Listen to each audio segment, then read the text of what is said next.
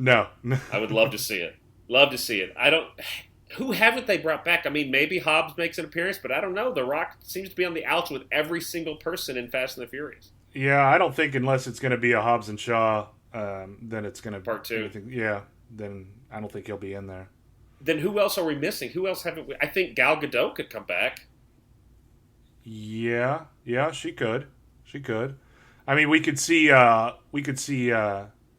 Han, but who was the baddie in why can't I think of his name in Tokyo Drift right now? Oh, yeah. With the Yakuza. The Yakuza. Yeah. Yeah, I don't remember his name.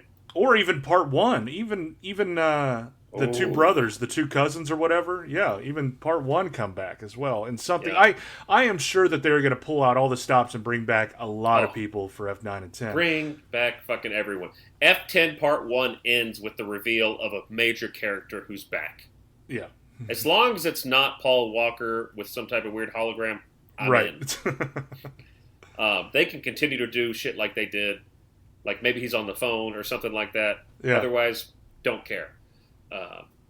But I don't know. I mean, I kind of feel like they have to bring back The Rock in some small role. Otherwise, I feel like you're missing out. I feel like if you let that grudge get in the way, your box office is going to be huge, but The Rock's only going to add to it. Yeah. I mean, just think about having Cena, The Rock, all those people. I was just about to say that. Yeah. Man. That's because huge. I will say, Hobbs and Shaw, that final fight scene is wonderful. Oh, where they go to the island all the way up to the Idris Elba fight.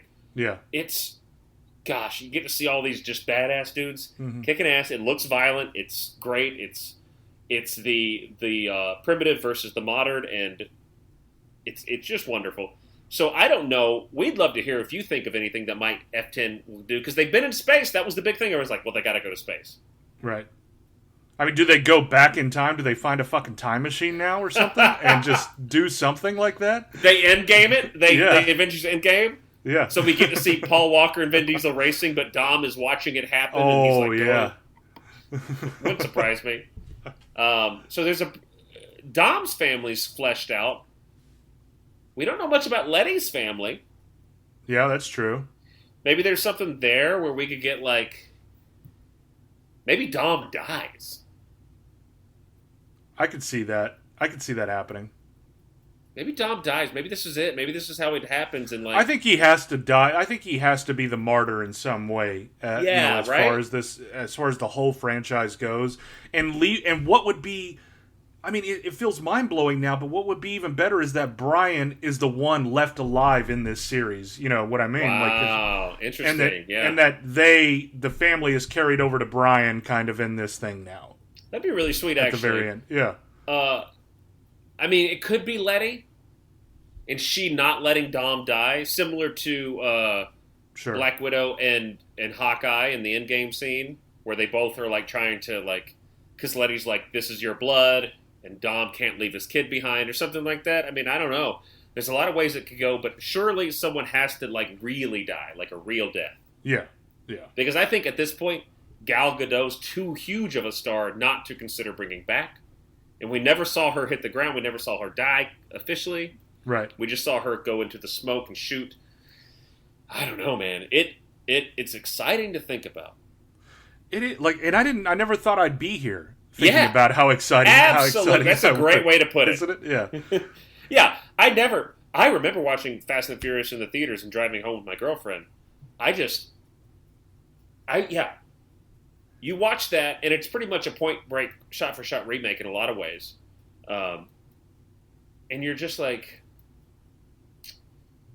I enjoyed this movie. I could see a sequel, but I don't know what's after that. Yeah, because you just think, it's all racing. It's all car. How much can they carry forward? Exactly. What else can they do? And maybe this is a good thing for, any filmmakers out there. What else can you do? I mean, John Wick's a great example, too.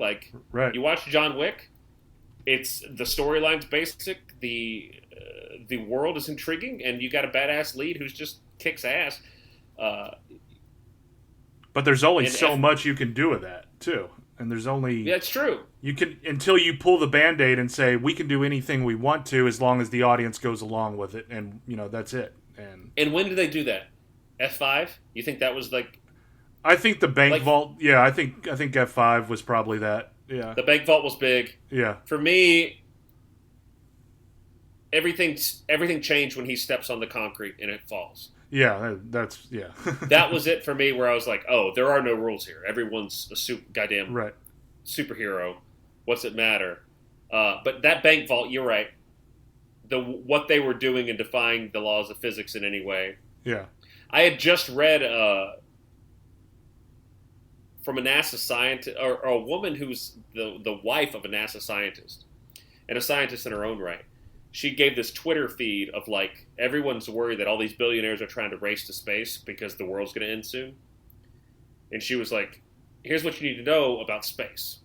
And she was like, every spacewalk you see, everyone living in space, there's 200 people on the ground making sure they're able to live in space. And everyone who is living in space isn't necessarily having a good time. And every time they walk out, it takes about 2 days to plan the walk. And when they're out there, it's the 3 people inside that are keeping the people out there walk, like. Sure. And so that's why I was like just watching like Ludacris and Tyrese in space in these underwater suits. They're deep dive suits. Yeah, they're like right? scuba suits. Yeah, look like yeah. And Men of Honor Robert De Niro suits. Just racist Robert De Niro. Yeah, that's true. But he saw the good in Cuba Gooding Jr. Yeah, he did. So I guess we can forget it all. And I was just like, man. And then when they finally find the space station, they blow up the satellite. They just open the doors and they're like, hey. They're just at the Mir. Yeah. Yeah, like they're just at the Mir space station, out of their cars, waving to the Mir space station. And I was just thinking about this woman, how she was like, it's so hard to do a spacewalk. It's almost impossible. And the fact that we can do it is a miracle and a scientific breakthrough beyond what we can really understand. And they're just like, not with Roman and Tage. Yeah, no, exactly. Exactly. Not with Roman and Tage. And I could care less. I loved it. F9's fantastic. I can't wait for F10. I can't either. Knowing now that it's a 2, like I'm sure. Do you want Lin? Is it that's Justin Lin? Yeah. Do you want Lin directing both of them too? Still, I think it makes sense. Yeah, I don't know who else I would want. Yeah. He's revived. He's done things with this franchise that no one would have expected. I don't know who else. I think he's earned it. I trust him. He's not like sticking to what he knows. He's going beyond everything. So yeah, keep it going. Push those boundaries, Justin Lin. Thank you for listening to our podcast. Yeah, appreciate that. Yeah, and you know what I can't wait for again, Marcus, is in 2022 when the release date's approaching, and I got to watch all 10 Fast and the Furious movies to get ready to watch F10 Part 1, and we go see it together and have a Corona. I can't wait. That's going to be a blast. Yeah. Well, we got some fun stuff coming up. That was F9. Let us know what you thought of it. What did you drink? We would pair it with a Corona. I don't think there's any other. You don't go against what's good. Like you go. Corona's family. Yeah, there it is. Yeah. We got some stuff coming up. We had just talked about on this our next film, and our next film is a fun one. And if you listen to this, you get to find out first what it is. I saw this movie in theaters. I ran home. I made my own nunchaku, and I attempted to do the forms routine that Jonathan Brandis does in what movie, Marcus? Sidekicks. Oh, my God. Joe Piscopo, Chuck Norris, Jonathan Brandis, in about the most silly movie you can imagine. Yeah. We wanted to do a Chuck Norris, but we didn't want to do another canon movie. So and this is a love. This is where a lot of our time spent in the backyard started too. I think if there was an origin story for you and me too, Sidekicks would be part of our origin story. I think Sidekicks would certainly include itself. And you're right. Yeah. There's so many Chuck Norris movies. You can go back to Braddock, Missing in Action, Invasion USA, which Marcus and I watched together within the past, year or so, where the Russians invade, which isn't a bad flick. Anticlimactic, but we just we just did American Ninja. Yeah. We did Over the Top. We've done all these like hardcore action movies. This is it's probably rated G, and it's just made to be silly and fun. And if you could buy Joe Piscopo as a ripped karate instructor, and make no mistake, dude is jacked. He's jacked. He is. He brings the comic relief to every line. He's great in it, man. Yeah. I'll never forget the end scene where Chuck Norris front kicks him and he does the flip, and it's just his face going, whoa!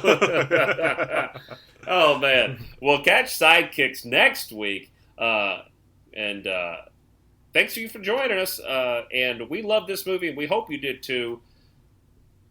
Fast and the Furious 9, or Fast 9, whatever you want to call it. F9, I think, is the official title. Yeah, F9. Check it out. I got to give it, out of a 10 scale, I'd probably say an 8.5. But I think the love is, there's more like in there somewhere, but I just can't go above that. But it's definitely worth. You got to check it out in theaters. If you're grading it, you say, this is an 8.5 movie, but I love it a 10. Yeah. If I didn't have life going on, I would have been there opening night, Probably I really so. would have. Yeah. And we got to check out Snake Eyes coming out. Oh, I can't wait. Yeah, that's going to be incredible. Man. All right. Well, thanks everyone for joining us on Bullets, Bourbon, and Karate. I'm so sorry that you ripped my family. Family? Look at our family now. All right. I already lost my family once. Family just got bigger. There's always room for family. We're family. Now, I know you guys are family, so I'm offering you a chance right now to make that family whole again. You want to make this family whole again? You don't turn your back on family. Your code is about family. That's the only way you're gonna keep your family safe. Brother never told you never threaten a man's family? This is your family. This is my family. Thank you for the little angel, the newest addition to our family. Almost killed my family. Hosting his family in the Dominican Republic at his vacation. We need to stop him before he does any more damage to our family. Never should have messed with a man's family. More importantly, you and your family don't go to any more funerals. Han was my family too. But what's real is family. Your family. I don't have friends. I got family. This crew is about family. We've only got one chance to make this family whole again. You gonna turn your back on family? Salute mi familia. Started out small to a real bond, cause we're brothers first.